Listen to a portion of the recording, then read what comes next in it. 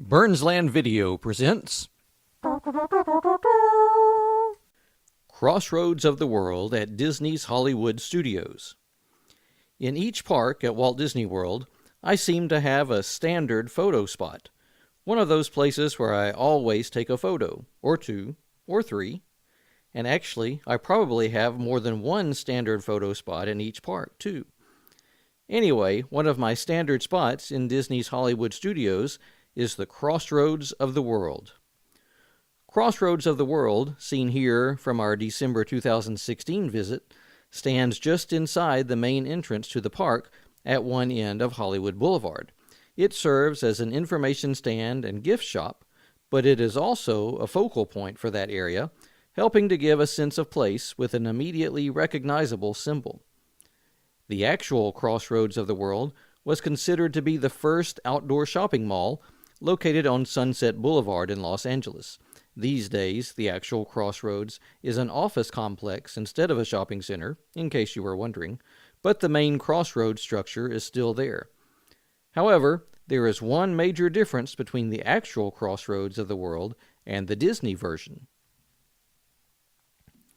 Standing on top of the world in the Walt Disney World version is Mickey Mouse, looking as he did in the mid-1930s, with his classic solid black eyes and white face. He even appears to be waving to us as we make our way inside the park. Obviously, Mickey is not there on the real-life version, but then this is not real life, after all. However, Mickey does not look all that out of place here for whatever reason.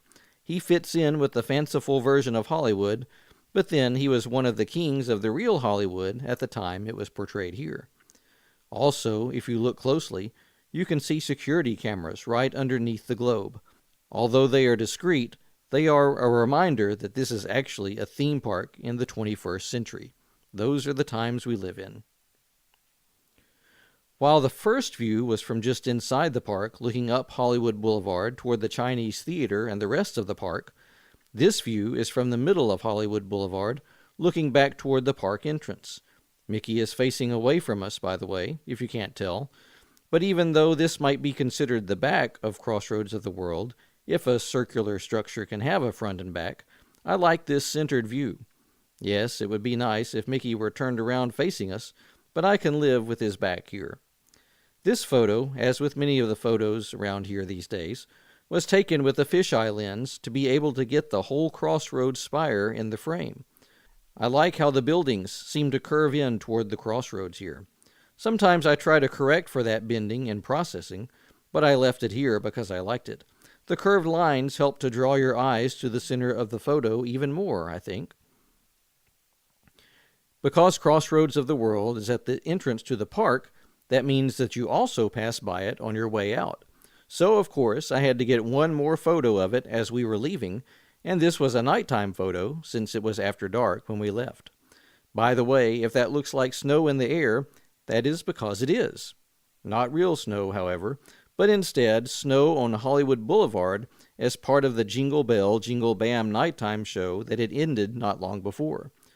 So while it might have been cool enough for a jacket, which you can see many people wearing, it still was nowhere near cold enough for snow, for which we were all thankful. Mickey was still up there. He never moves, you know. But this time he was waving goodbye to us, bidding us a fond farewell until we return again, whenever that may be.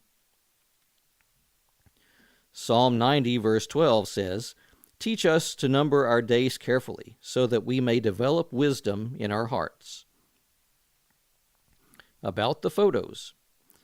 As was mentioned above, all of these photos, except for the close-up photo of Mickey and the globe, were taken with a fisheye lens, in case that wasn't obvious. This seems to be the look that I prefer for most photos these days. I did particularly like how the first photo turned out, with its warm, sunny feeling, with the sun hiding behind one of the palm trees. However, this took a good bit of work to get it to look like it does in the final version. Take a look at this before and after comparison to see for yourself. These photos were taken December 22, 2016, at Disney's Hollywood Studios in Walt Disney World in Florida. Thanks for joining us for Burnsland Video Presents.